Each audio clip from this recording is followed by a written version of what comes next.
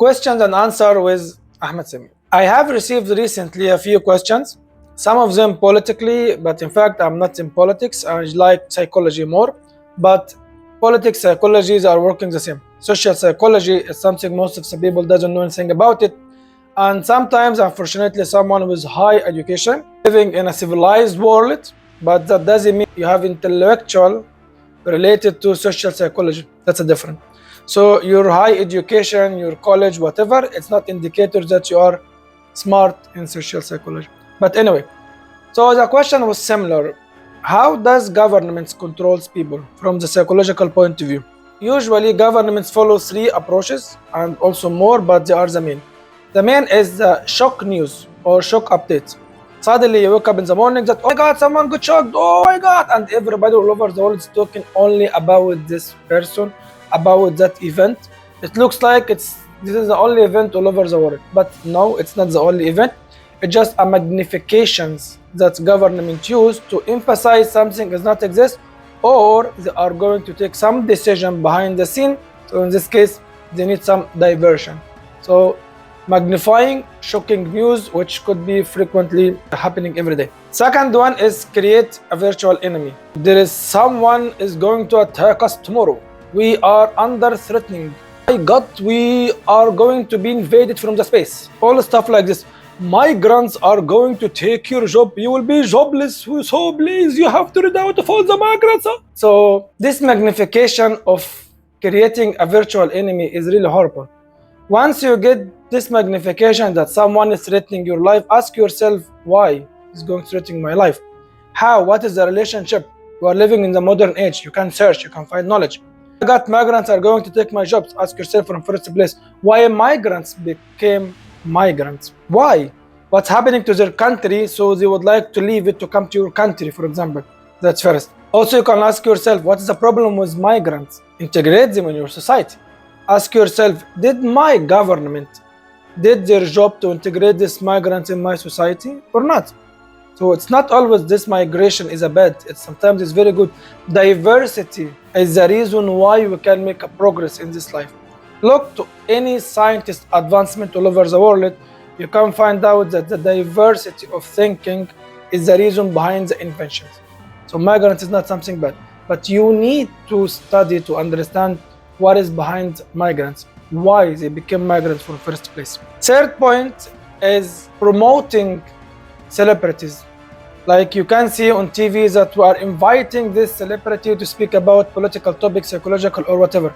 Or we're inviting this sportsman to speak about people or whatever, stuff like that. So once you notice that there is a promoting of celebrities, more than promoting scientists, teachers, psychologists, people with real knowledge, solid, studying their whole life to provide you with that information. And instead of inviting these people, we are inviting celebrities, which acting this role on TV and then behaving like, oh my God, we are really this person. But it's not like that, it's not true at all. So that's the three main steps to control any nations all over the world. For sure, there are others, it will be depends on that nation.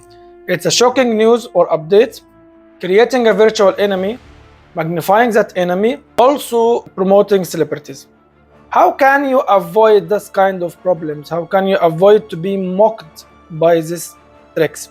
First of all, verify the events. If you see there is something went wrong, verify yourself, ask yourself, why now I start to know about this? Why now it's getting promoted to me like that?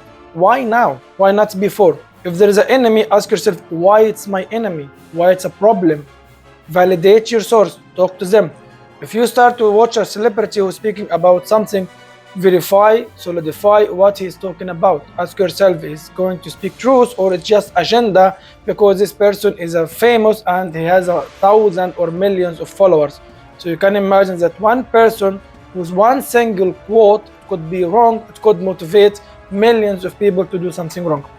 Second question is sometimes is why people doesn't protest? Because usually government use what we call like steam pressure. They are checking the level of anger among the nation. It depends on the government. Each government has its own tool.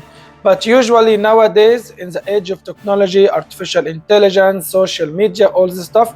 So my friends, You are naked. You are fully naked. The moment that you start to use your phone, there is nothing called privacy at all. So how can you explain to me that once you start to discuss something with your friends about some kind of product, next day this product is following you as advertisement?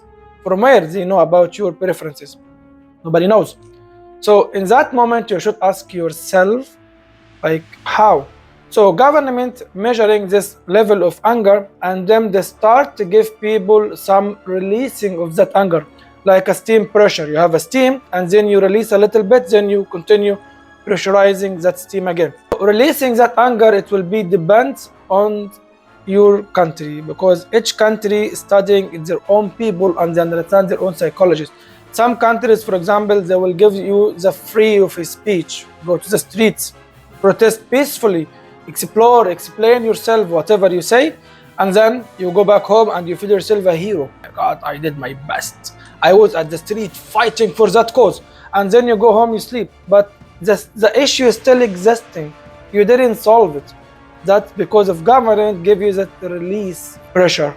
So now you feel okay, you can continue living your life normally without even affecting the real cause that you would like to affect. For sure, there is a long-term effect. It's called awareness. Because once you start to go at the street, other people will start to understand there's something going wrong. But it's a long term. For the short term, it's not always work. But there's always a study. At least now we released your anger. Tomorrow we'll find another way to do that. It's a, Tom and Jerry, cat and rat, something like this. Okay, so that's how it's going on all over the world. It's a pressure, and it's a game between people and governments. Once the people start to have awareness of what's going on around them, government will find a way to suppress them once more. Doesn't make difference. That's a psychology. It's not a politics at all. It's a psychology. But unfortunately, it's serving the politics at the end. That's very bad. So please, my dear friends, once you hear something, try to verify it, validate it. Don't act on anger. Don't act on emotion. Don't just let your emotional status drive you to do something wrong. There is a lot of manipulation going on nowadays around us, especially when it comes to like diversity of people, migrants, different religion, different cultures, all of that stuff. It's a big manipulation game going on around.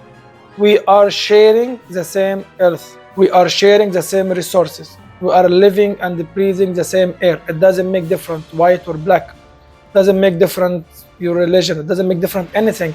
Once there is something wrong with that earth, all of us is going to pay the cost.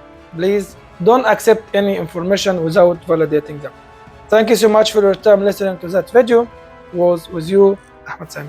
If you have any questions, please leave it to the comment section below, and for sure I will answer them later. Thank you so much again. See you next time.